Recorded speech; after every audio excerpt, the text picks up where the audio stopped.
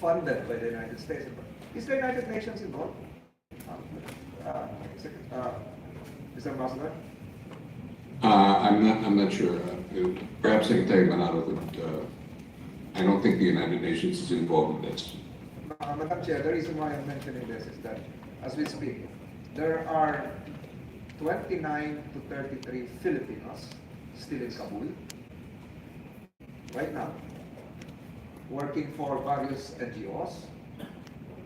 We have, correct me if I'm wrong, Secretary Manalo, we have accepted a similar number of Syrian refugees. And during the past decades, we accepted several East Timor refugees.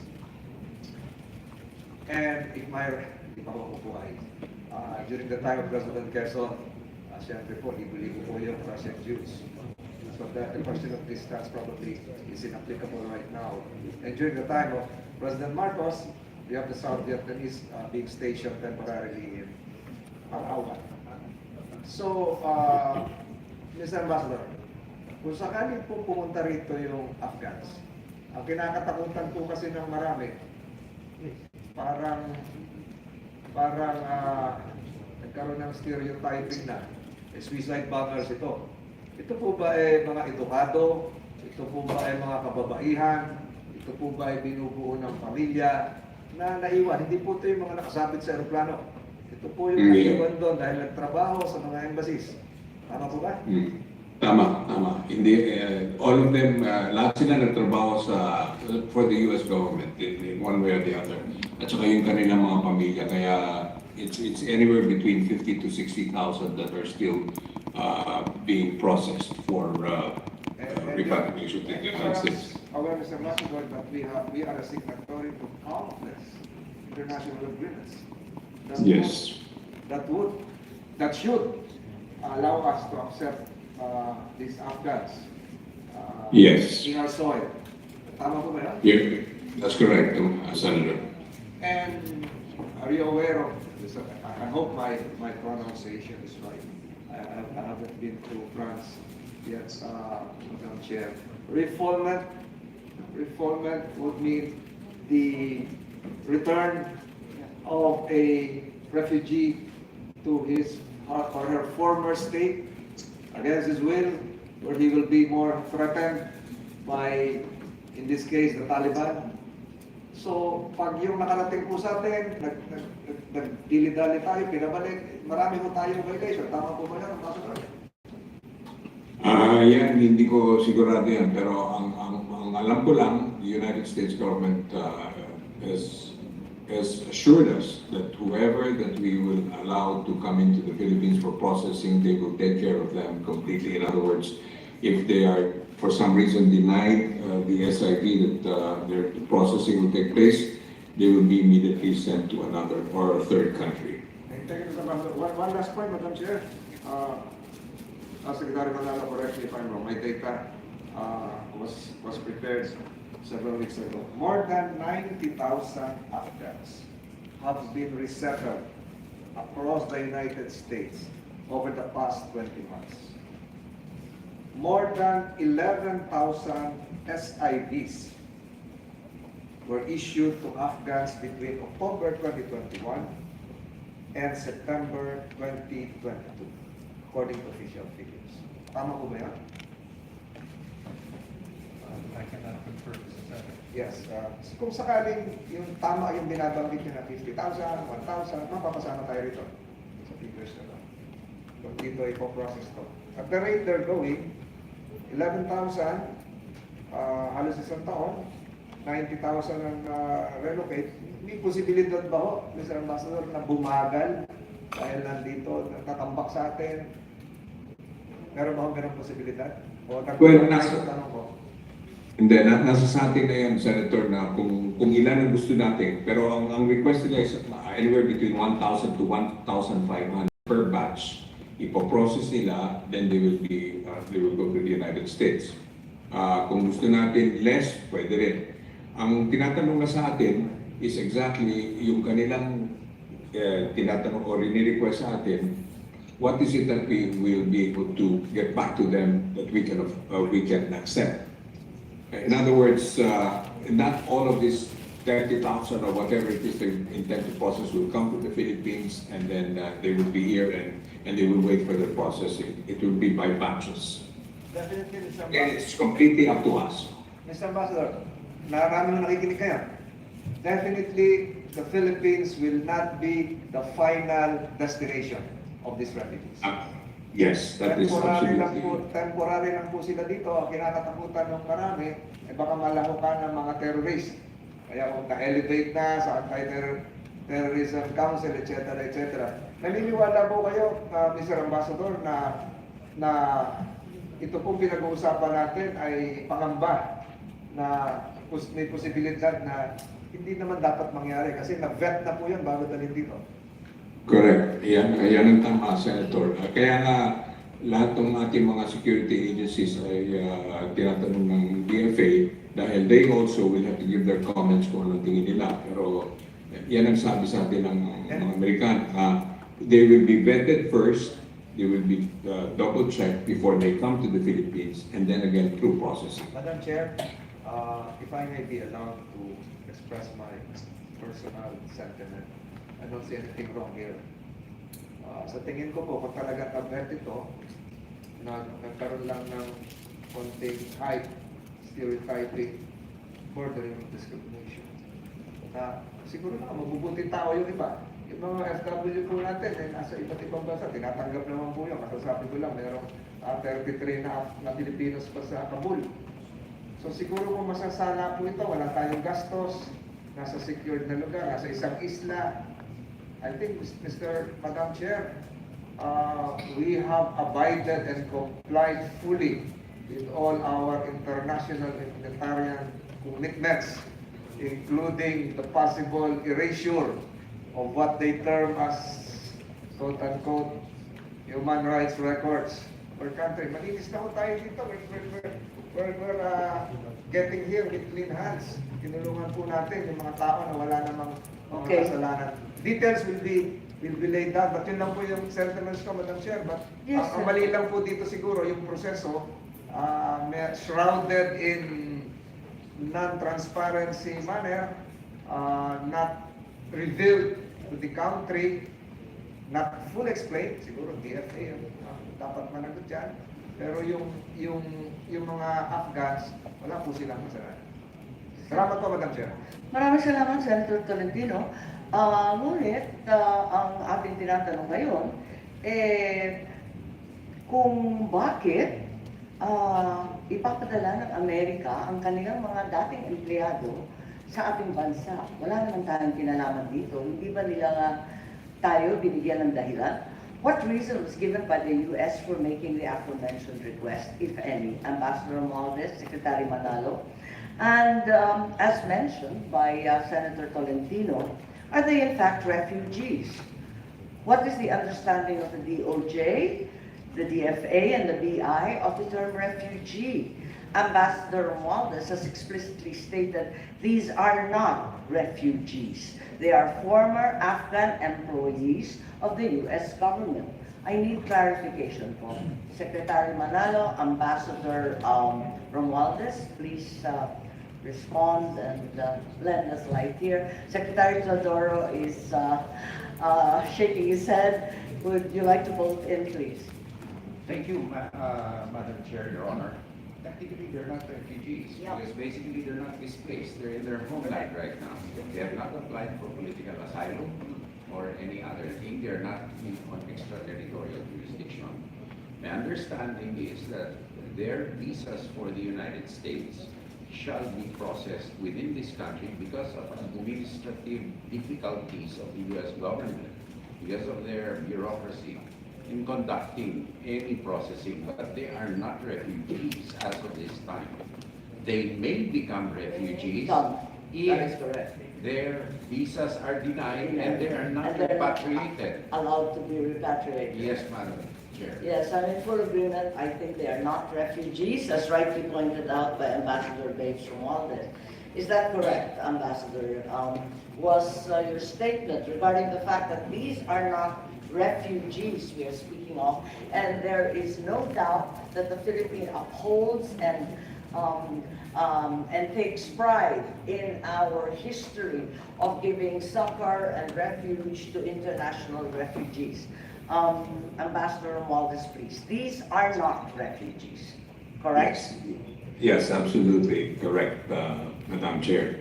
They are not refugees, they are employees or former employees of the U.S. government, and they're asking us if we can help them in processing them, precisely as pointed out by Secretary Titoro, that it is a matter of administrative in nature. Thank you. That being the case, I get affirmation as well from DFA Legal that they are not refugees. That is correct? Okay, if that is the status of these individuals, what is the basis therefore of the executive branch of government for admitting them into the Philippines under Section 47 of Commonwealth Act 613 on the power of the President to admit aliens for humanitarian reasons, expressly referring only to refugees? Yes, Secretary Manalo, please. What is the basis, since they clearly are not refugees, they cannot be accommodated under Section 47 of the Commonwealth Act? Thank you, Madam Chair. In fact, the notion as we understood it from the concept note of the United States is there's no intention to keep them here in the Philippines. They're only going to use the Philippines as a temporary site for their processing for their eventual trip to the United States, provided they pass all the vetting. And the U.S. In our talks has also assured us, in case we agree, that they would ensure that none of the SIV applicants would be left behind, nor have the option to consider remaining in the Philippines to seek refugee status. So this would only be, in effect, a temporary situation. And if I could just... Given the extraordinary circumstances, and we appreciate the emergency concern, the worry is, what shall be their status while they remain in the Philippines?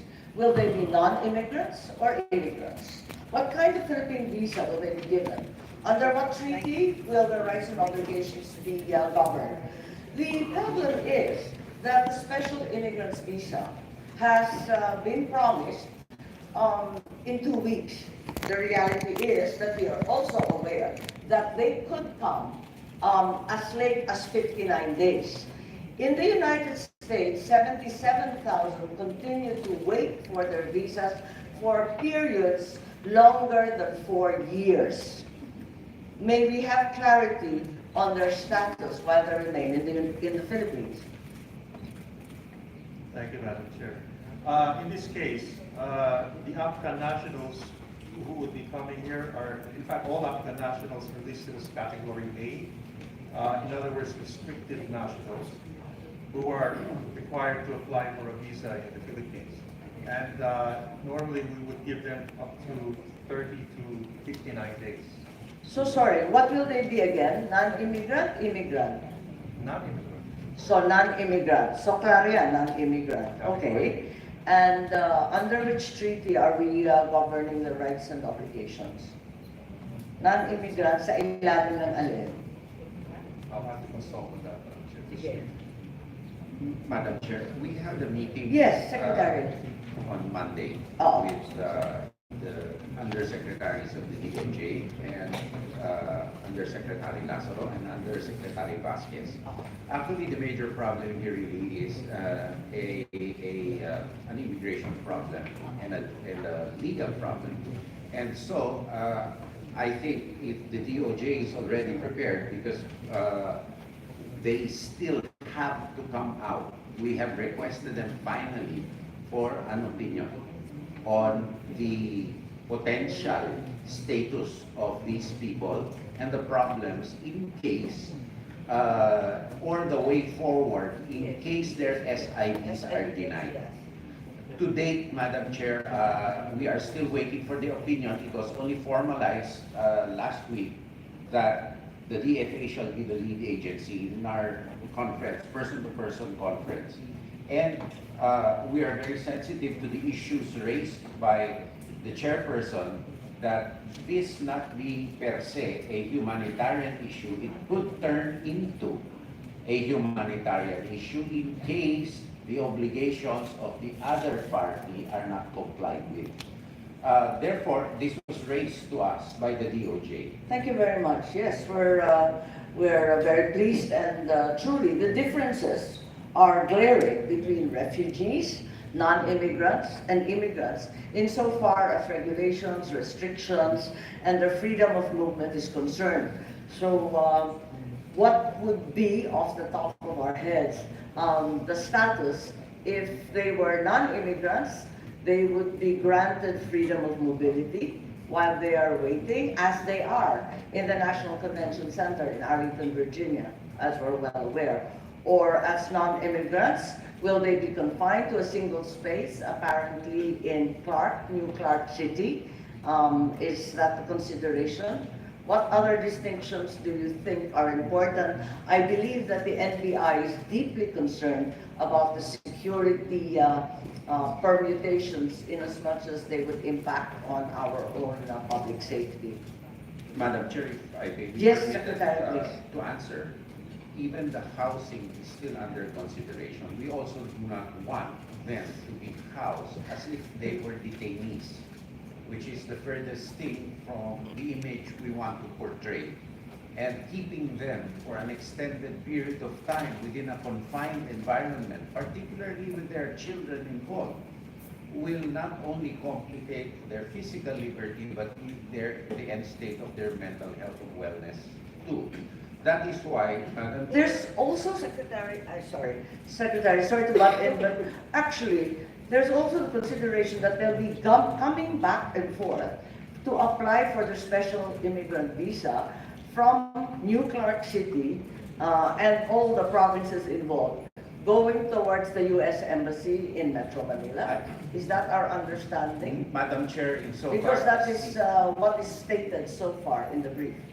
No, Madam Chair, as far as the informal discussions between us last week is that there will, all the services from the processing to their medical care shall be done on site. This is not medical care. I think this has to do with their visa application. Even then, Madam Chair, the U.S. Embassy has to place extension services. Parang iba yung sinabi ng DFA. Ang sabi ng DFA, mag-a-apply pa sila sa consular offices ng US Embassy. Wala dun sa Clark. Mabalik-balik sila. Kaya yung sinasabing confined to a certain space, hindi realidad yun. Yes, Secretary Manalo. Although NBI is recommending, according to their briefer, I hope I quote you right, na sana magpadala ng visa, special visa officer na lamang dun sa lugar.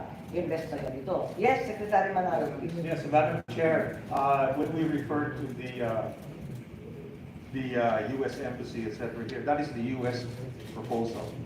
And we still have to react to that. And I think Secretary Teodoro, felt that we feel perhaps that this should not be the arrangement. But the U.S. proposal, at least in their concept note in discussions, was that the applicants would visit the U.S. Embassy here in Manila for a visa interview, and then an embassy-identified hospital for medical evaluation for the actual issuance of the U.S. visa. That is the U.S. suggestion. Yes, that's the American suggestion. We are not necessarily in agreement with that. I understand. The reason, of course, is that until October of last year, in the National Convention Center of Virginia, where they were actually being processed, they could leave the facility at any time, were not considered prisoners by any means, and could therefore have freedom of mobility. Is that the same thing we're suggesting? And have we consulted New Clark City, Tarlac, for example, Pampanga, Subic, and the rest of the ramparts? Yes, Secretary Teodoro, please. Madam Chair, we have not proceeded to that extent as far as I know. And if there will be, insofar as the Department of Defense, perhaps even our fellow security sector officials, the least amount of area they can travel from and to would be naturally physically better for us. Now, the optics of this may be different, the least amount of travel. However, we have not discussed in thorough detail a definite site where this will be. And we definitely have to consult with the officials involved in the areas, just like we have when we apply for an ECC, for that matter, Madam Chair.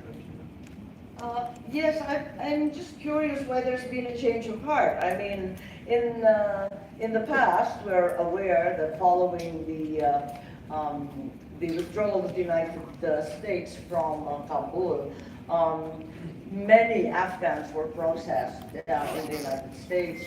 Bakit bilang nabago? They used to house the Afghan evacuees in facilities within the U.S., like I said, the National Conference Center in Virginia. And then in September 2022, there appears to have come a new strategy where the Afghans arriving in the U.S. no longer will be temporarily housed in safe haven facilities in the U.S. What is the reason? Maybe Ambassador Romualdez, you can tell us what is the reason for the change in strategy of the United States? Bakit ayaw na nila tanggapin yung mga Afghan doon sa National Convention sa Arlington? Napakarain na nung dumaan doon at biglang nagbago at biglang tayo na ang kinakatukan. Well, actually, they're really, the fact is that there are quite a number of them, and as you said, they have that here in Virginia. Pero the main reason why they're also asking other countries, we're not the only one, by the way. There are other countries. I think Germany is also being asked. They also had a processing center in Qatar, and from what I understand, also in Albania. Is because there's just so many of them that they would like to be able to do it quickly as possible, because they have a timeline, I suppose. And that's the reason why we're being asked as an ally of the United States. We are one of a number of countries that they have requested if they could use it. They use the country for the processing of these Afghan nationals that work with the United States government. Yes, Ambassador, you say there are just too many Afghans. We're talking about tens of thousands, because we've heard that 25,000 were already processed through UAE, 10,000 in Qatar. You now mentioned Germany and Albania. Are there tens of thousands, hundreds of thousands, millions? Is there a projected number to this enormous migration? The number that we received was around 50,000 that are still for processing. 50,000? This includes government people who work with the U.S. government and their families. Pero kung 50,000, yun din ang hinihingi sa Pilipinas. You mean to say 100%, yung buong 50,000, lahat babagsak sa Pilipinas? Bakit ba huminto yung UAE at yung Qatar? Ba't sila huminto? Bakit huminto yung US? Dati naman pinoprocess doon, nakatenga pa, 77,400. Bakit tumigil ang US? Bakit sila tumigil? Bakit bigla Pilipinas ang naisip? Well, hindi naman naisip. Ang pagkaalam namin, they were asking other countries, and the Philippines is one of them because of the fact that we have this relationship with the United States. We're an ally, so they thought the Philippines could be a place where we could allow them to process their special immigrant visas. The reason I ask, sir, is that UAE and Qatar are obvious processing areas because of their distance. And they're already doing this, 25,000 and 10,000. Why did they stop? Kung 50,000 na lang ang butal, kaya-kaya na nila idagdag doon. Nagkakaintindihan sila, magkapareho sila sa kinakain, sa gawi, sa iba't ibang paninindigan at paniwala. Well, pwede natin itanong sa kanila kung bakit biglang tinigil. Pero ang pagkaalam ko, humingi sila ng tulong sa atin kung pwede nila i-process yung kanilang mga government employee, yung nagtrabaho sa kanila dito sa Pilipinas. As one of the many countries that they're asking for this. Thank you. Yes, I'm not unwilling to help. Like all Filipinos, we have an open arms policy to all refugees throughout the world at any time. However, it appears to me that we are an unlikely candidate simply because napakalayo po natin, parang nilalayo natin sila lalo, samantalang meron ng existing. Unang-una, kung babagsak rin sila sa US, bakit hindi nga ituloy-tuloy na lamang yung nandyan sa Virginia? Nahinto ba, since Washington DC is clearly by Virginia, have they stopped processing people in the National Convention Center, please? I don't think so. I think they're still processing a number of them But- as of now. I see, because I understand from press releases that with the Operation Allies Refuge, Operation Allies Welcome, and the other enduring welcome efforts of the United States, the Biden administration announced that Afghan nationals in October 1 of 2022 will no longer be able to enter the U.S. under the Humanitarian Parole Authority. So tinigil sa US, samantalang ito, empleyado ng US. Bakit tayo ang magiging sangkalan? Yun lang ang tanong ko. Well, pwede natin itanong sa kanila kung bakit sa atin na. Pero as I said, isa tayo sa mga ibang mga bayan na humingi sila ng tulong kung pwede idaan doon bago nila dalhin sa Amerika. Would you know if Thailand, our good neighbor and ASEAN partner, which is a treaty ally of the United States, has been requested by the United States to process Afghan employees as well?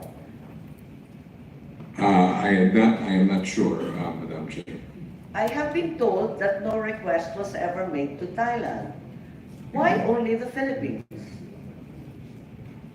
Well, as I said, they approached us in October and we said that we will consider it and we're going to study the matter. But we have not asked them why he picked us. The only reason they told us is because they felt that the Philippines was an ally that they could ask this particular favor, perhaps if you want to call it that, and they have brought it up to the highest levels in our government, including the president. Okay, so if the U.S. is unable or unwilling to temporarily house their Afghan employees in U.S. soil, why don't they go to U.S. territories such as Guam, Puerto Rico, Guantanamo? Secretary Manalo, you're raising your hand. Thank you, Madam Chair. I thought I would just say a few words on this issue on the why the U.S. might have approached us. Of course, we can only surmise, but what I gather is aside from being a partner of the treaty ally, I think they also are aware of our long tradition of providing humanitarian assistance. So that's why they have approached us. To refugees, Secretary, you already said these are not refugees. The humanitarian aspect. And on the issue of why they're not being processed in the United States, is actually these are SIV applicants and not line for refugees. I mean, they're not refugees as such. And as we understood from the United States, their laws require that this category, SIV applicants, have to be processed in third countries, not in the United States. So perhaps those could be the reasons why, in fact, that's one of the reasons why they approached us on this. Pero magulo rin sa atin yan, di ba? Kasi under our immigration rules, and the BI is here to confirm, Norman, please, Afghan nationals are Category 1 nationals. They should first obtain Philippine visa before entry in Islamabad. Isn't that correct? So that puts into question their status if they remain in the Philippines as well. So that also puts into question our ability to impose our laws on all those in our territory. And we'll sacrifice all that simply because we'd like to accommodate a favor that could probably be better served elsewhere. Just a question. That's why we have to be very clear if we were to accede to this, that our laws will be followed. And if they have a stay of 30 to 59 days, for example, in accordance with our category A, then we would have to apply that strictly, and we would have to make that very clear to the United States that they could not stay longer than they are allowed, according to Philippine law, because of their specific category. And that's the point we would, if we ever get into negotiations with the U.S. formal, we would have to insist on these points. Yes, Secretary, this is a real problem because of the change in strategy in the United States and the refusal now to extend humanitarian parole authorities. We are not certain they will actually receive their special immigrant visas. And the delay, as we know, has been tremendous and admitted by the Americans themselves.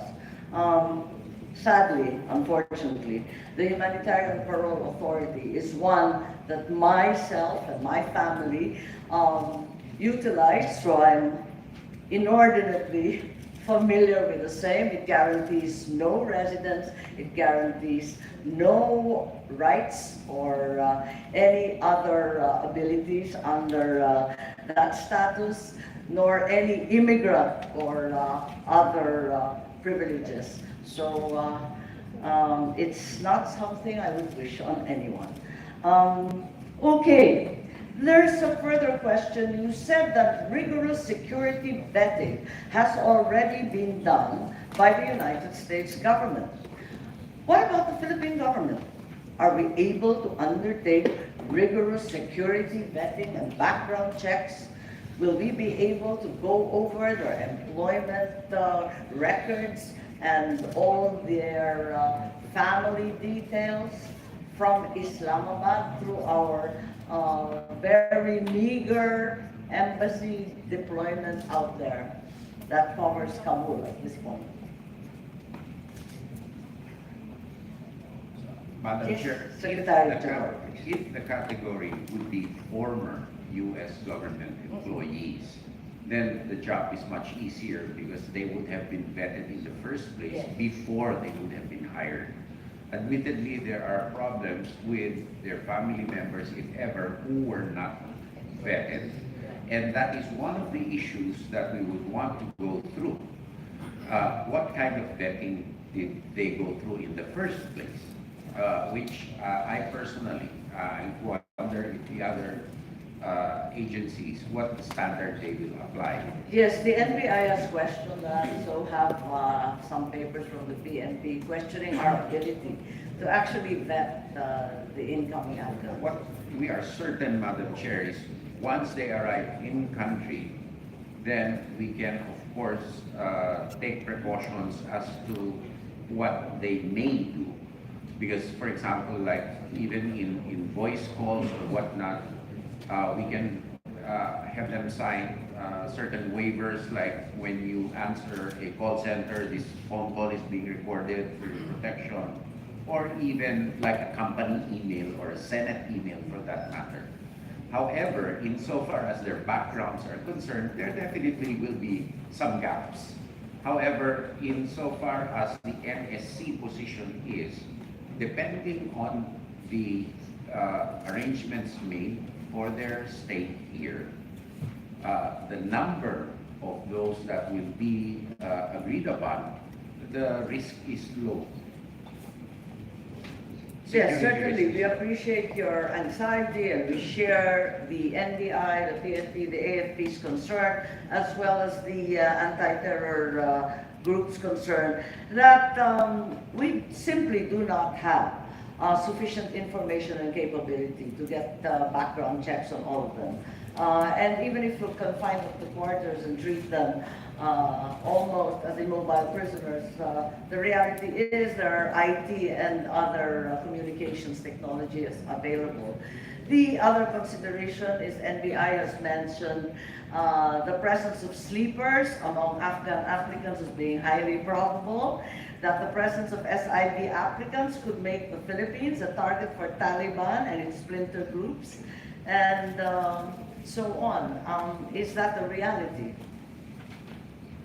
We so far do not recognize the Taliban government in Afghanistan. although we have had diplomatic relations with the country for a long while now. What exactly do we anticipate? NBI, perhaps, since you are very concerned about the security aspect and submitted an early paper on the same.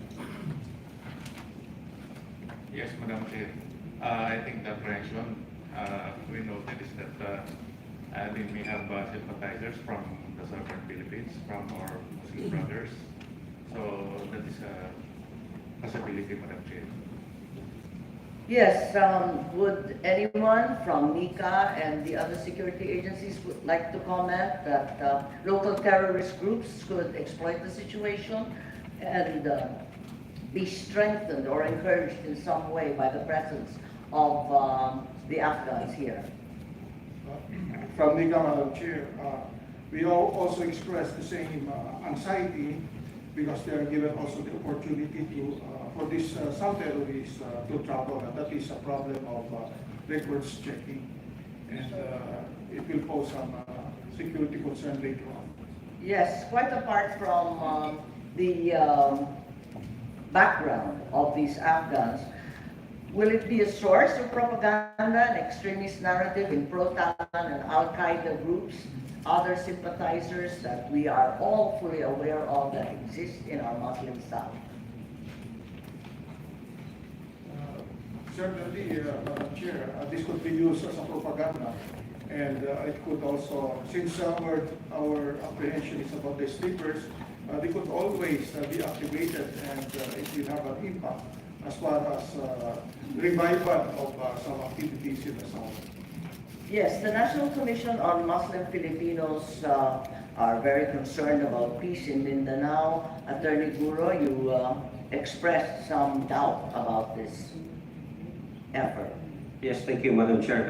The same sentiments we raised during the June 7, we are not particularly concerned about the infiltration or the sleepers among these coming Afghanistan, but more of being a target of an attack. As we all know, just recently, this Wednesday, an incident happened in Marawi again, concerning the same group who caused the Marawi siege. So apparently they're regrouping, and they're growing in numbers because of the continuous problems in Marawi that up until now, most of these affected by the Marawi siege were not yet, they have not returned to their homeland or to their homes. So these are the concerns for the National Commission on Muslim Filipinos, because if their mobility will not be limited, and even if their mobility will be limited, these people from the south or these sympathizers of the ISIS-inspired group can easily, travel to zone. And that is the concern actually. We agree with the Security Council that as far as the infiltration of Taliban-inspired from this Afghanistan, that is very slim. But for the security concerns of those within the Philippines already, like the sympathizers of these leftist groups. Yes, that seems very obvious, right? Yes, I think, doesn't the fact that the U.S. no longer wants to house these foreigners in safe havens within territorial United States raise concerns for us? They're claiming that they're very low-risk security, that highly vetted groups will be the only ones coming, and that the SIV is assured, and yet they don't want them. Doesn't this raise concerns on the background and character of these individuals?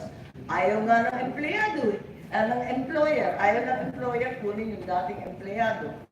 Bakit tayo ang kukuha? Tayo di nangangamba. Sila ayaw. Ba't ganun?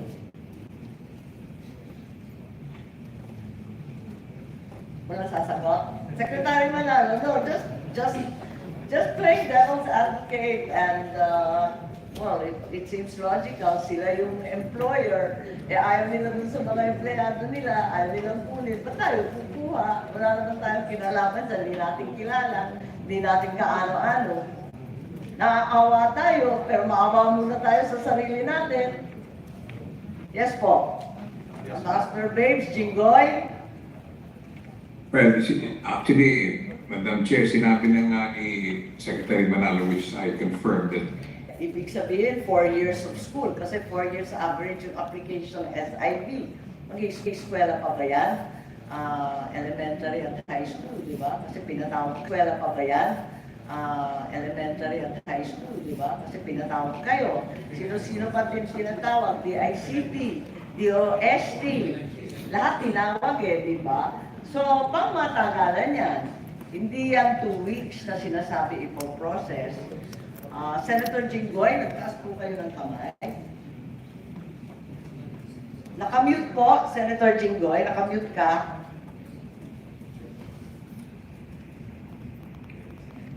Senator Jinggoy, did you raise your hand? Nakamute ka pa. Ayun. Ayun. Senator Jinggoy. Yes, Madam Chair, for those Afghan nationals who will be denied the special immigrant visa, may I know what is the plan of the United States and where will they go if their temporary visas will expire? Who will cover the expenses if they need to leave the Philippines? well, silang gagastos ng lahat. And if they are, as they put in that concept paper, they will repatriate them to a third country or bring them back to where they are. But they claim that the percentage of this is practically nil. Yes, Mr. Ambassador, I was just wondering, why did they choose our country? Why not other ASEAN countries like Thailand, Malaysia, Indonesia, Brunei, etc., etc.? I was just curious about it. Well, let's put it this way. Ang tingin nila, we are an ally of the United States. So, tinanong nila sa atin kung we're willing to do this. And it's true, yung sinabi nga ni Senator Tolentino that we've had a history of really accepting this even from before. Alam mo, for instance, yung ginawa ni President Manuel Quezon, hanggang ngayon, dito sa Amerika, yung American Jewish community, lagi nilang sinasabi nila ang Pilipinas ay talagang nakatulong sa kanila. So they're really going out of their way rin whenever they can. Marami nagsasabi sa akin sa Israel, yung ating mga OFWs, iba yung trato sa kanila. They give them special care dahil sa ginawa ni President Quezon. So I assume that, as pointed out, even if they're not refugees, we have a reputation for being able to be open and helping people in distress. Yes, what about the vetting process, Mr. Ambassador? Who is going to vet them? Well, the U.S. government will vet them. Actually, they are going to be vetted first before they come to the Philippines.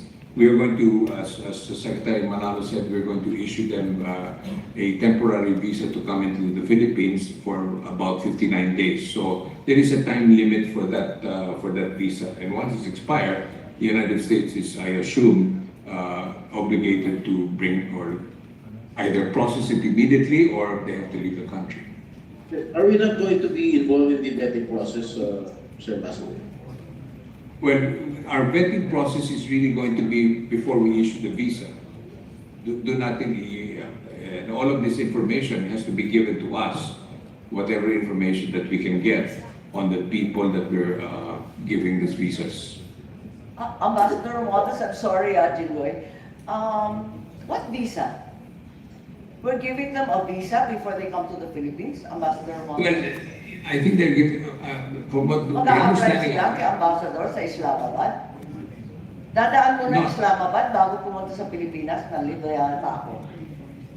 Well, yun ang pagkaalam ko that we have to issue them some kind of a visa to be able to stay in the Philippines habang they're being processed. Ibibigay yung visa saan? Sa Kabul? Wala na tayong embassy sa Kabul, di ba? Pati US. You mean to say, upon arrival, may visa ibibigay ang Pilipinas? Yeah, well, itanong natin kay Secretary Manalo kasi yun ang understanding na naririnig ko na sinabi sa akin. Madam Chair. Yes, Senator Jinggoy, sorry. Mas lalo yata akong narito. Pasensya. Hindi ba doble-doble ang pag-issue ng visa mo? Mag-i-issue tayo ng visa dito sa Pilipinas, tapos mag-i-issue ng visa sa Amerika. Bakit din na diretso sa Amerika? Bakit kailangan pa rito? Parang, pamasyal pa muna. Teka. Secretary Manalo, please. Mag-i-issue upon arrival ng visa sa Pilipinas. Yun ang sabi ni Ambassador Babes eh. Pagkatapos natin i-screen, mabibigyan natin ng visa. Eh, upon arrival, nakapag-screen na ba tayo o umaasa lang tayo sa sinasabi ng mga Amerikano ng mga okay itong mga taong to? Secretary Manalo. Thank you, Madam Chair. I think what Ambassador Romualdez meant to say is that we have to issue a visa before they arrive in the Philippines. So, ibigay sila ng So, time. saan nila makukuha yung visa niyan? Dadaan muna sila sa Islamabad? Normally, it would Yun ang have to coverage eh. be, it would have to be through Islamabad. Islamabad PE would issue the 9A visa para maka-enter. Napakagulo naman, ang dami naman nilang papasyalan. So, iikot muna, galing Kabul, pupuntang Islamabad. Mag-a-apply sa iilang Pilipino sa embassy ron. 50,000 sila, katapat nila 3 Pilipino. Ganun ba yun? Normally, that's what we would do now. Tapos, sa Islamabad, pumayag na ba yung Pakistan dito sa scheme na to? Then, pinuponsult na namin ang Islamabad. Hindi pa alam ng Pakistan. Magugulat na lang sila tatagsa yung mga kung sino-sino ron. Okay. Tapos, liliko na ngayon yung aeroplano. Pupunta babalik sa Pinas. Ganun ba yun? Biglang landing sa Clark. Po. Electronic appearance at a counter in Islamabad. Anong level ng screening kung pindot-pindot lang? Yes. Yes, Madam Chair, thank you very much. Before this Afghans, which are fully vetted, with assumption, Fully vetted Vetted by the chief of mission of the U.S. Embassy it is still the and not obligation. the Filipinos. We've never met them No, before. not yet. It is Okay. still the Philippine obligation. It is the obligation of the Philippines to give to process them because they are Category A restricted nationals. All restricted nationals, there are other countries that are classified as such. We do a face-to-face interview, and before that, a document that we request. All of this is going to happen before they come to the Philippines? That should be the case. Madam. That should be the case. This is your and my understanding of what normally occurs, right? But you said it correctly that there is the capacity of Islamabad PE is Philippine Embassy in Islamabad is a little bit of a challenge. And at the same time, Madam Chair, it is in the concept paper of the Americans, they prefer that these Afghans will fly directly from Kabul to Yun nga. Manila. Di ba diretso So- Kabul dito sa New Yeah. Clark, pupunta sa the crib sa New Clark City, di ba? Yeah. Yun ang sinasabing plano. Wala namang binanggit na Islamabad. Hindi Wala. pa walang visa Wala. ang pinagsasabi. At sigurado ako si Ambassador Cervantes at ang buong Pakistan government walang alam tungkol dito. Secretary Manalo, please. Yes, ma'am. Kung ngayon we agreed, halimbawa, as example, and we didn't do any change in our visa procedure, talagang dadaan sa Islamabad PE. But in the event na we are now open to this idea, we may have to find additional or different kinds of processing, like maybe through electronic, etc., para na ma-accommodate yung number. But wala pa tayo dun. I'm just saying, but if it were held today and we agreed today, they would have to go through Islam. Dahil kasi, nagtataka ako, in the United States, they very clearly have their Afghan Allies Protection Act of 2009. The legal infrastructure is very clear-cut. It was amended twice, most recently in 2021. Kayang-kaya nila ayusin yung sa kanila. Kayang-kaya nila kunin yung mga dati nilang empleyado at sa tingin ko, talagang responsibilidad nila. If they're not willing to accommodate their own employees, nor to amend, once again, they've amended twice before, the Afghan Aliens Act, why should we be the ones to bend our immigration rules, overburden our staff, in Islamabad as well as New Clark City and impose all sorts of obligations on our neighbors. Hindi ko naintindihan eh.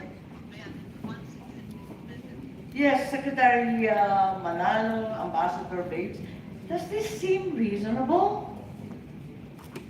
I think we will take into account your views when we consider this further. We do not in any way attempt to influence or curtail the President's almost absolute power in forging foreign policy. However, by the rubric of simple reasonableness, this appears to be outlandish, given the bending of rules required, the imposition on our already burdened resources, given our security status, which the Muslim Filipinos themselves declare is precarious at present, once again. Exactly how long we think the special immigrant visa will take to be granted? 9 months is what is stated under the Afghan Allies Protection Act of the United States. 9 months ang nasa batas nila, 1 to 2 weeks ang sinabi sa concept note. Tama ba, Secretary Manalo? How far along are these Afghan nationals with their SIV applications? Alam ko, di ba, magpapakita sila ng HR, recommendation of superior, qualifications. How far along are they? Kasi ang balita, nung dinaan sila sa Qatar at UAE, meron na silang SIV, pre-approved sila. Etong pupunta sa Pilipinas, hindi sila pre-approved. Ibang-iba ang sitwasyon sa UAE at saka sa Qatar. Doon may SIV na sila. Eto, wala pang SIV. Tapos nagre-reklamo nga mismo yung mga American lawyers na kaya tagal-tagal daw sa Afghan request. Nagpe-pending daw ng higit na 4 na taon. So how far along are these guys in their special immigrant applications? Maybe Ambassador Babes was given an indication kung sana pareho lang ng Qatar at UAE, hindi nakaka-nervous yan. Pwede na rin. Secretary Manalo, please. Thank you, ma'am. Well, what the U.S. has told us is that these applicants are in the last stages of completing the process. So presumably that will fall within our 30 to 59-day requirement for stay. We would have to make very clear that that's the case, but that's what they have intimated to us. That since they're in the last stage. The grant of a visa is like pregnancy. It's either you are or you aren't. I mean, I don't know about the last stages. There simply is no last stage. Presumably, we would have to make very clear that whatever process, it has to fall within the 30 to 59-day period we allow for restricted nationals. And it would have to be completed, and they would have to proceed to the United States. Let me be aside, sir. The problem really is, Secretary, that so many time frames are being given. 1 to 2 weeks ang processing daw. Ayon sa kanilang batas, 9 months maximum daw. Ayon naman sa experience ng mga Afghan na nag-a-apply sa Amerika, kabalikat ng kanilang mga abogado, umaabot daw ng 4 years. So gano'ng katagal lang sa Pilipinas, 4 years maninirahan dito?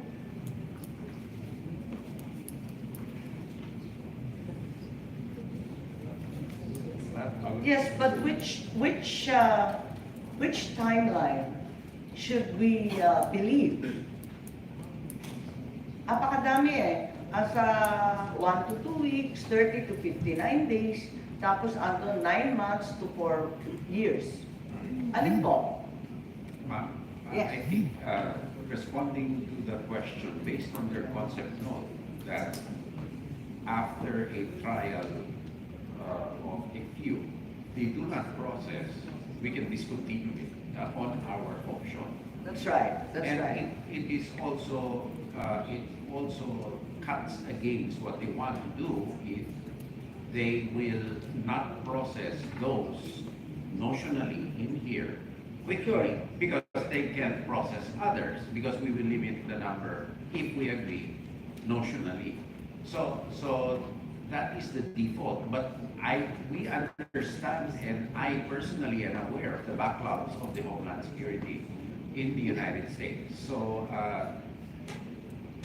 who can predict what will happen is anybody's guess. That's correct. Like I said, I have personal experience with the humanitarian parole, and it grants you no status at all for years upon years. Secretary Manalo. Secretary Manalo, please. Thank you, ma'am. I'm just going to quote now from the concept paper, which the U.S. And on that particular case, it says that the processing for these visa cases, so those applicants, would take 30 to 60 days, after which the U.S. government would transport these Afghan nationals to the United States for permanent resettlement, or if found ineligible, to another country. So I'm just quoting from the concept. So this would fall, assuming we agree to this. So wala yung 1 to 2 weeks? Kasi yun ang na-quote kay Ambassador Romualdez yata or some other DFA official. It would take, maybe in some cases, earlier than 30 days. But I think what the U.S. meant here is stops. They're not won't exceed 60 days. Okay, on the magical 60th day, what will occur? Wala pa yung SID. Well, the U.S. Would be obligated, as we see it here, to transport these nationals, if ineligible, for example, hindi nakaabot sa 60 days, to another country outside the Philippines, not the Philippines. They wouldn't stay in the Philippines. If the application is disapproved, the applicants are then considered refugees, and the principle of non-refoulement becomes applicable. We can no longer send them back to Afghanistan. What's plan B? Thank you, ma'am. That's a point that we have asked the DOJ for an opinion or clarification. The obverse could also occur if the Philippine government classifies the applicants as not having refugee status, repatriates them to Afghanistan, where their visa applications are not approved. The Philippines will be in breach of its obligations under 1951 Convention, 57 Protocol, and something happens, unfortunately, to these applicants. It later turns out the government misqualified their status, and they were in fact refugees. We've seen many, many movies about this. This has happened too many times. What happens to the Philippine status then? What happens to our reputational risk, as it were? Secretary Manalo, please. Thank you, ma'am. Well, that is a point that we've also been. Parang labis-labis na papogi ito. Baka madali tayo ng hindi oras. Yeah, we have also, in similar vein, looked at the issue you have raised. And in fact, we again also posed that question to DOJ and get their opinion kung ano kaya yung implication kung mayari yan. But yes, that's also an issue that we are also contending with, the point you raised. Okay, does DOJ have the courage to answer? Because I'm not sure. Your Honors, we concur having received the request for legal opinion coming from the DFA, and we are in the process of finalizing our legal opinion. May we just clarify that we agree with the statements made that these Afghan nationals are not refugees, because there is a process involved in being recognized as a refugee under the 1951 Convention, the 1957 Protocol, Your Honors. Yes, thank you. And okay, just points of information. To your best knowledge, Ambassador Bakiy, Romualdez, Secretary Manalo, considering that the U.S. Embassy in Kabul is no longer operational, who's the Chief of Mission who will be approving, vetting, and sending over their Afghan employees? Thank you, ma'am. Yes, that's an issue we were going to ask the U.S. If we ever got to talk to them again on who is this CON, since there's no more embassy in But their concept paper mentioned the COM. So surely they know who the guy is That's why and we- where he stays. That's why we would ask. Most likely it will be someone in Washington, but we just have to confirm. Teka, ang magbe-vet yung Washington, i-vet niya yung nasa Afghan. I'm just guessing, but, Parang ang gulo, no? It can't be a chief of mission in Washington. It's a mission somewhere.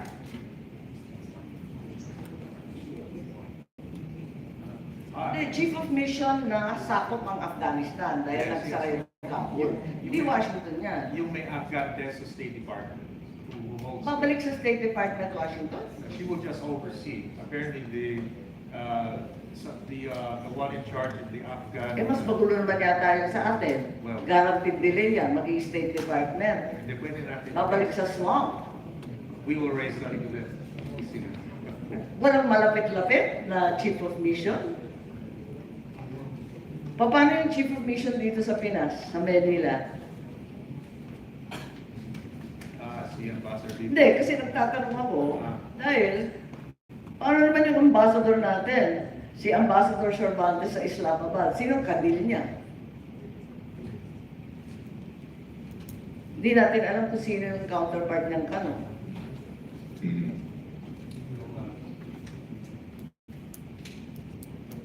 Hindi, nalilito kasi ako kung sino, di ba, kasi critical dito yung vetting, di ba?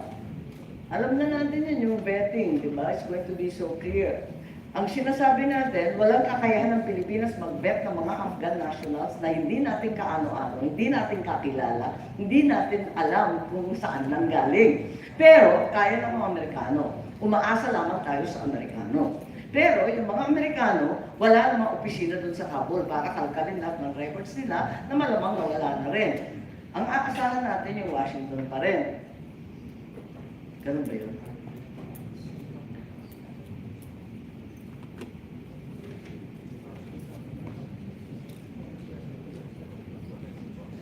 Since we're only going to be taking the words of the Americans for granted, we'll take the word of the Americans for the ironclad vetting procedure.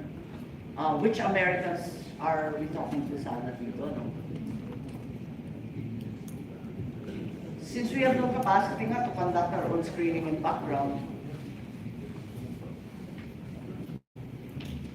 Yes, Secretary Manan. Actually, as you said, and I think the points you made are very relevant.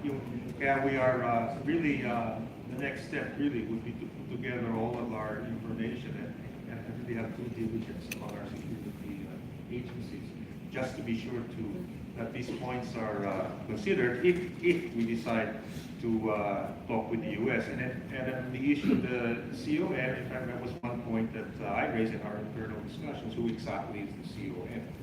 And in fact, we will have to be clarified this with the U.S., and I think the points you raised are also relevant, that perhaps if it's in Washington, there might be a problem because of distance. I don't know, but we could certainly raise that point. But they have not yet in their concept paper identified who this would be. Pero kapag chief of mission, di ba? Siyempre nasa abroad yun, hindi mo masing tuloy. They're referring us to some office somewhere. Okay, so, just to round up the loose ends here, since the Afghan nationals previously worked for the United States government, some of them will be targets of reprisal by anti-US terrorist groups. How do we intend to protect them? We don't want to keep them prisoner. We don't want to confine them to a restricted space and deprive them of freedom of mobility. At the same time, we're fully aware that they could be targets. How do we protect them? Perhaps we can ask the AFP, the PNP, what would be the cost of such protection? Ma'am, for the part of the PNP, as mandated by law, we are to provide the necessary security assistance and for those who are here in our country or sojourning this country. And for that matter, we have prepared some briefing presentation if Madam Chair will let us permit us to have it shown in. That's okay. I'm just happy to hear that you have something prepared, and please submit them. We'll peruse them at the right time, given the status of the situation. How much will it cost to provide all this extra protection? Already, the city of Marawi is crying for additional armed forces assistance. Madam Chair, until this time, we have no cost of the security arrangement that we have done because of the number of those Afghan nationals who will be coming over. Yes, Thank you. the exploding cost of living is no secret to anyone, and more of our countrymen are experiencing hunger. Repeatedly, it has been said that the U.S. will absorb all costs. While some of these are easily determinable, the reality is that other costs will not be readily apparent from the outset. And the personnel, for example, that you will have to assign for protection, and the DepEd that will have to take care of the children and siblings involved, they will no longer be able to perform their regular functions for our citizens or for the agencies. Will there be compensation for this government, for the government employees and even private citizens who will be similarly burdened? Ambassador Romualdez, you've been adamant that the Americans will pay for everything. That is the understanding I have, Madam Chair, because they told us that when we have a formal discussion on all of these matters that we want to take up, they will, of course, look at it and see whether it is in fact really viable for them to be able to, if we present them a cost that this is what it will cost us, and you said that you will take care of everything, this is what we have. So on that basis, we can actually either say yes or no. They just would like to know from us whether we are prepared to sit down and discuss all the issues that were pointed out earlier and also by you, Madam Chair. And I think that by then we will know exactly what the real score is. If this is going to be everything taken care of by the United States, or the other things that we have other concerns, like for instance, you said about the visas and all that. That also entails cost, obviously, or at least the personnel that we will have to assign. Yes, thank you very much. The worry, of course, is this becomes a lingering problem. We have no set timelines, and 4 years would be a very long time. That's the entire high school period. I doubt if DepEd will be able to undertake all that. In any case, just to round things up, what is the status, finally, of the U.S. request? At which point are we? Is the approval still under negotiations? Has it been recommended for approval by the President?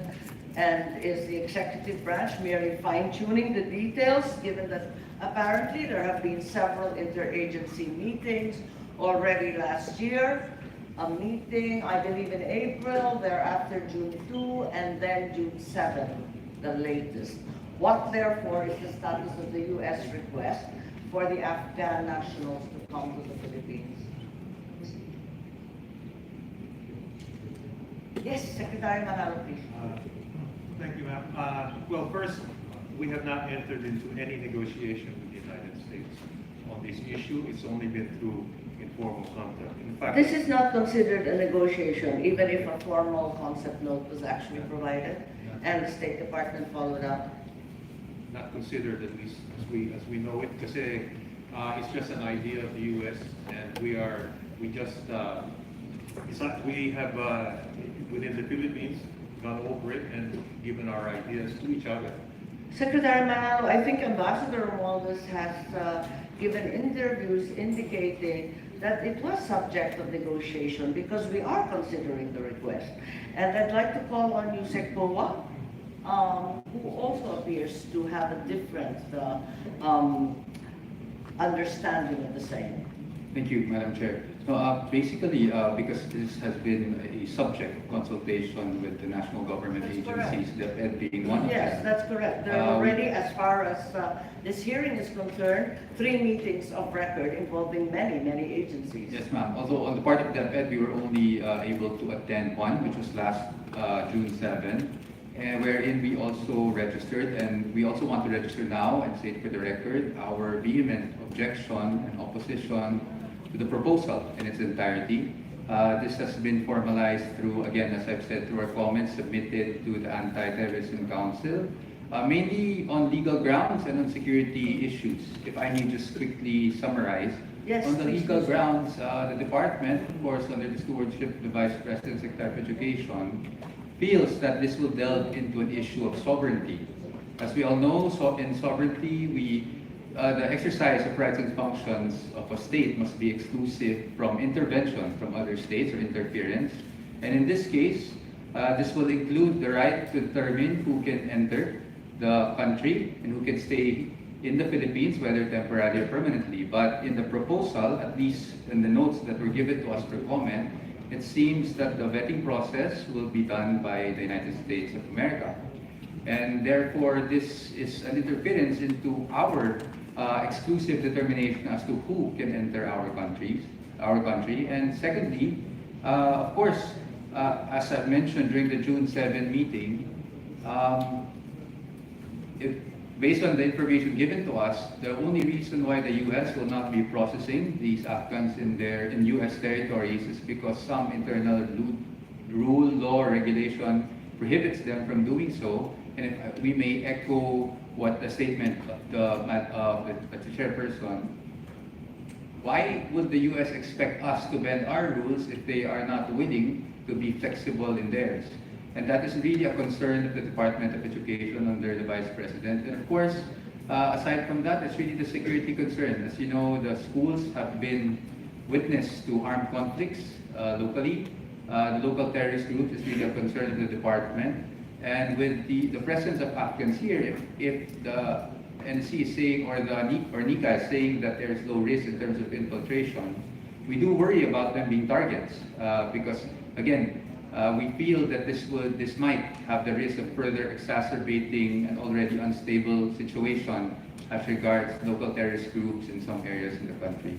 With that, ma'am, I guess we just have to summarize and again state on record our vehement opposition and objection to the proposal in its entirety. And we have again submitted our comments signed by the Vice President to the Secretariat for your perusal. Thank you very much, Yusek.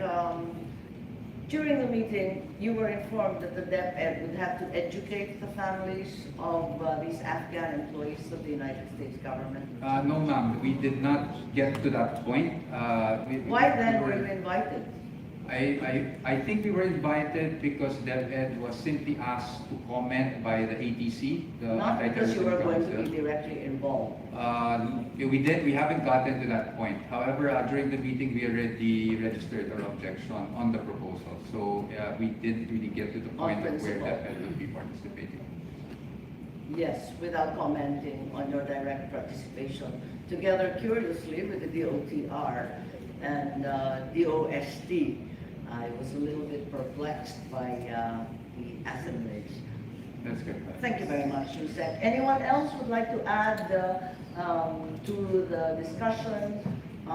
Since I have no further questions, Commissioner Tansingo, I simply wanted, by way of information, to clarify the chart that you provided, indicating that in fact, since the declaration, once again, of the Philippines that we were open to Afghan refugees, particularly following the heart-rending videos we all watched upon the departure of the Americans from Kabul. There appears to be a total of 137 Afghan nationals who have arrived in the Philippines from 2021 to 2023. Is that correct? I refer to the chart submitted by our office here. Yes, ma'am. It is correct, ma'am, that the 137 arrivals from August 1, 2021 to June 14, 2023 comprises all visa categories, not only refugees. It includes the Section 13A, married to the Filipina, and 47A2, 47B, 9A category, seaman, Yes, but in your listing, I refer to refugees because that seems to be the relevant category. That's 47B, refugees. In 2022, you recorded 4, but in your final tally, only 1, which is the correct number. The final tally, ma'am, is 4 in 47B. Okay, so we have 4 Afghan refugees already in the Philippines. Yes, ma'am. Okay, are you aware of their whereabouts? Are they working? Are they married? And do they have families in the Philippines? Yes, ma'am. They are still in the country.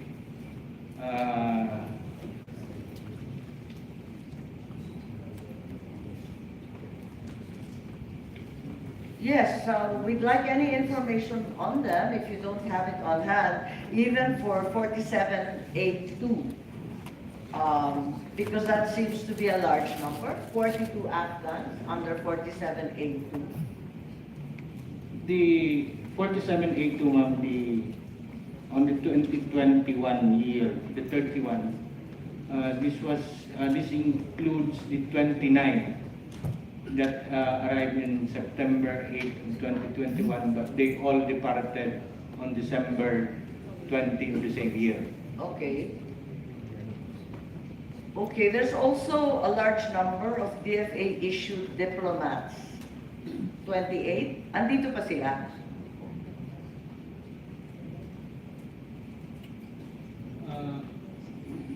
We have no data as of now, Madam Senator, but these are all issued by the Department of Foreign Affairs. Thank you. Tinatanong ko lang kasi kung baka naman, kung 137, kahit pa paano, may community na ng Afghans dito, kaya karapat-dapat lamang na pumunta sila sa Pilipinas. Pero, kung aapat lang at hindi pa natin alam kung nasan sila, palagay ko hindi community yon. Wala silang pag-uuwian, wala silang kamag-anak, wala silang kakilala. Yun lang ang tinatanong ko dahil nalilito ako kung bakit ang Pilipinas ang napili sa dinami-dami ng bansa. Samantalang alam natin, napakaraming Afghan sa ibang lugar sa Europa, napakadami sa Pakistan, karami-rami nila sa iba't ibang bahagi ng Asia. Yun lang. Anyone else who would like to add something, maybe from the AFP? Anything else that you'd like to share with the committee, please? Ma'am, as far as the AP is concerned, ma'am, we are aligned with the statement of the Secretary of National Defense on this issue, ma'am. We already took into consideration our Yes, national sir, security. Colonel. Which statement of the Secretary? Everything, ma'am, and on the more specific level, ma'am, for us, for the AP, ma'am, we also joined the manifestations of the NBI, ma'am, on the security level, ma'am. It would be more prudent to limit the movements and engagements of the applicants, if ever this will be granted, to the specific site, ma'am, for the protection of also of both parties, ma'am, the local population, also the applicants, ma'am.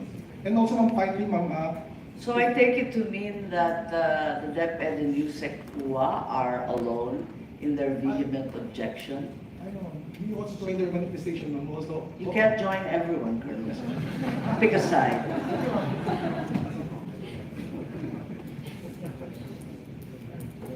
Attorney Bureau, please. Yes, Madam Chair, we share the same position with DepEd. In as much as we welcome the Afghans because they are our brothers and sisters in faith, but with the current discussions ongoing, we are not sure, not really on the protection of our citizens, but for their protection which might affect also, because one factor to be discussed here also, as pointed out by Secretary Teodoro, is the type of accommodations that we have. These are Muslims, so the religious and the cultural sensitivities of these people should be factored in also.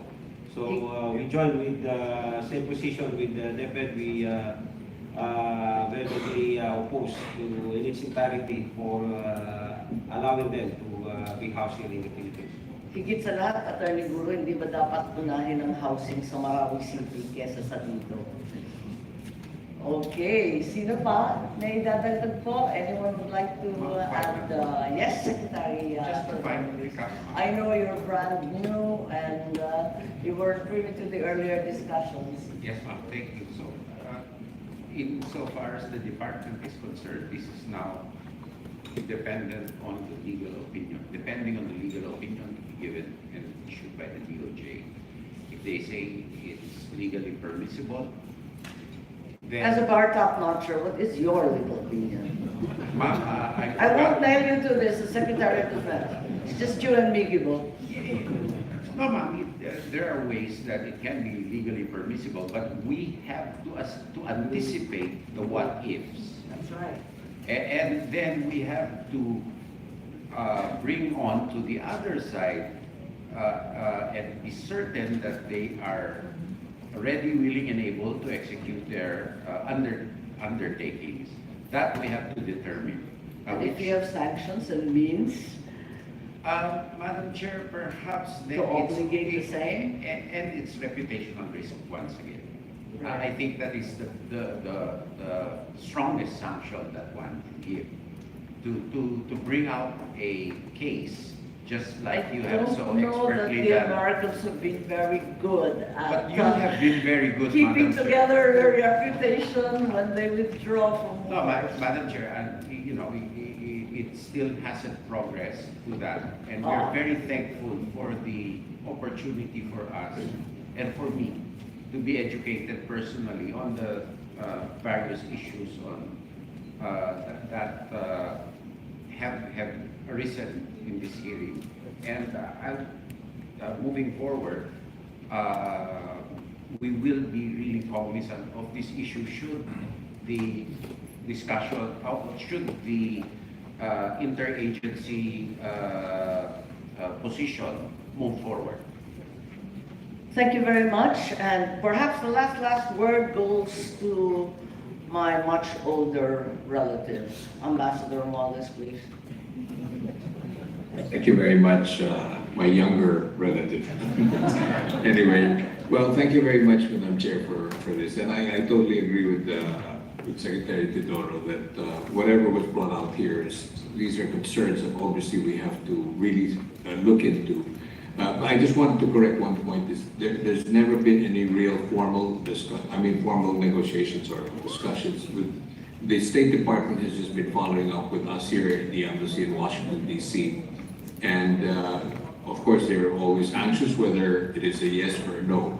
And the sooner we do that, obviously, the better it is, because that way, by the way, it will also take them perhaps about 4 to 9 months, I understand, to be able to make sure that whatever facility that they will be using is precisely what we're concerned about, which is secure, everything that is needed for the board and lodging of these Afghan nationals will be in place. So that's why they're asking, following it up with us, and it's up to us what we want to do with it, and whatever concerns we have, whatever we want to tell them, they're prepared to listen, and if it's something that's possible, they'll do it. If not, then they go to another country for this. Salamat, maraming salamat. The worry, of course, is that elections in the United States are ratcheting up, and politicians everywhere make dreadful mistakes, whether in Washington, D.C. or in the Philippines. So with that, we close this hearing. We certainly have not raised all the questions. We've raised some of the questions, but we've certainly raised the level of confusion. Thank you all for participating. Thank you. Happy weekend.